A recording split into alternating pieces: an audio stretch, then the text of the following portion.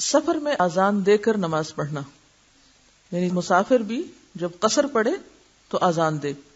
حضرت عقبہ بن عامر رضی اللہ عنہ سے روایت ہے کہ رسول اللہ صلی اللہ علیہ وسلم نے فرمایا، تمہارا پروردگار بکریاں چرانے والے سے تعجب کرتا ہے جو پہاڑ کی چوٹی پر رہ کر اذان دیتا اور نماز پڑھتا ہے۔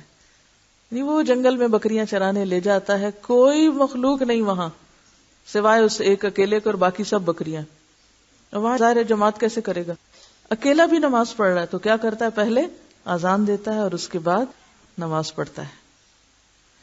اللہ تعالیٰ فرماتا ہے، میرے بندے کو دیکھو جو نماز کے لیے اذان دیتا اور اقامت کہتا ہے اور مجھ سے ڈرتا ہے، میں نے اس کو بخش دیا اور جنت میں داخل کر دیا۔ یہ ہے اپنے رب سے ڈرنا اور اپنے رب کو پانا، اور اپنے رب کی خاطر جنگل بیابان ہو یا گھر ہو یا کہیں بھی ہو، انسان اس کی یاد میں مصروف ہو اور اس کی یاد بلند کرنے والا ہو۔ معلوم ہوا کہ کوئی شخص سفر میں ہو تو اذان دے کر اقامت کہہ کر امام کی طرح نماز پڑھے تو اس کے لیے اجر اور ثواب ہے۔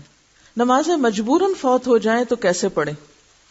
حضرت ابو سعید خدری رضی اللہ عنہ سے مروی ہے کہ ہم غزوہ احزاب میں رسول اللہ صلی اللہ علیہ وسلم کے ساتھ تھے، ہمیں کافروں نے ظہر، عصر، مغرب اور عشاء کی نمازیں پڑھنے کی مہلت نہ دی۔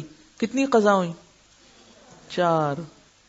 ایک دن میں کوئی بھی نماز پڑھنے کی مہلت نہیں دی۔ ویسے تو آپ جانتے ہیں کہ نماز خوف بھی ہے، حالت جنگ میں اگر جنگ کے لیے فوجیں کسی جگہ پر مورچہ بند ہیں تو وہ نماز خوف پڑھتی رہیں، باری باری لوگ ادا کرتے رہیں، لیکن وہاں بھی آپ دیکھیں گے کہ جماعت کا حکم ہے۔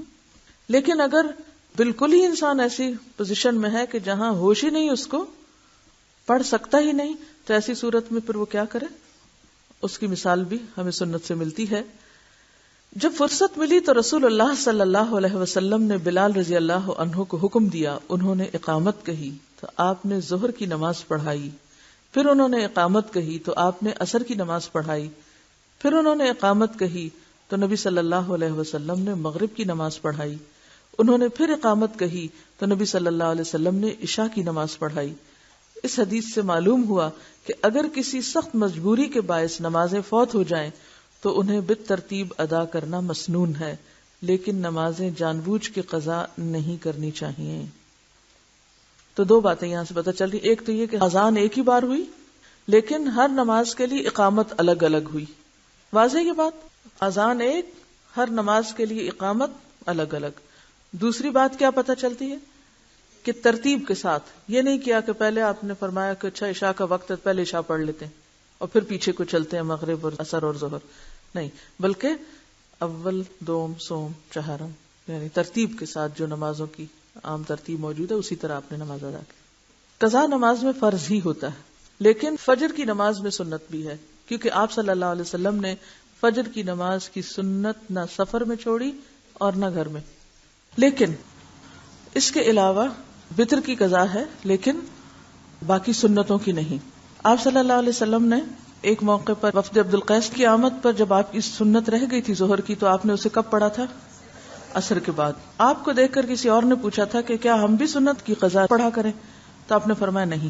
ٹھیک ہے، تو اس سے کیا پتہ چلتا ہے کہ باقی نمازوں میں سنت کی قضا نہیں ہے، لیکن فجر کی نماز میں چونکہ آپ نے خود بھی پڑھی اور سب کو بھی پڑھائی۔ ایک طریقہ یہ بھی ہوتا ہے کہ بعض اوقات احادیث میں آپ دیکھیں گے کہ ایک کام آپ صلی اللہ علیہ وسلم نے خود کیا اور دوسروں کو بھی حکم دیا۔ بعض جگہ پر آپ نے دوسروں کو ایک بات کرنے کا کہا اور خود دوسرا کام کیا، جیسے صوم وصال آپ خود رکھتے تھے لیکن دوسروں کو منع کرتے تھے۔ تو ایسے میں جب آپ کے حکم اور آپ کے عمل میں فرق ہو تو پھر ہمیں حکم لینا ہوتا ہے اور عمل آپ کے لیے خاص ہوتا ہے۔ ایک کتاب ہے الفقہ علی مذاہب الاربع، چاروں مذہبوں کی فقہ، تو اس میں پھر سب کے دلائل دیے ہوتے ہیں کہ فلاں کے نزدیک یہ بات ایسے اور اس کی دلیل یہ، فلاں کے نزدیک ایسے اور اس کی دلیل یہ ہے۔ تو اگر آپ حوصلہ رکھتے ہوں تو مزید معلومات کے لیے بھی آگے جا سکتے ہیں۔ لیکن اب آپ دیکھیں کہ یہ جو مسائل میں آپ کو پڑھا رہی ہوں، ایسا نہیں ہے کہ آپ کو پتہ نہیں ہے، میرا حسن ظن ہے کہ یہ سب باتیں آپ کو پتہ ہے، لیکن وَلَٰكِن لِيَطْمَئِنَّ قَلْبِي، دلائل کے لیے پڑھا رہی ہوں۔ یہ کتاب جو میں نے سلیکٹ کی تھی تو صرف اس لیے کہ اس میں جو بات کہی گئی ہے وہ دلیل کے ساتھ ہے۔ نمبر 2، دلیل جو دی گئی ہے اس کی بھی پھر نیچے تخریج کی گئی ہے احادیث کی، یہ صحیح ہے یا حسن ہے یا ضعیف ہے، یا کس نے اس کو کیا کہا ہے، اور اس کے مقابلے میں جو دوسری حدیث پیش کی جاتی ہے اس کا مقام اور درجہ کیا ہے.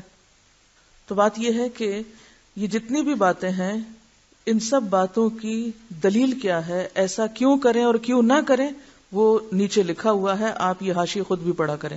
اوکے.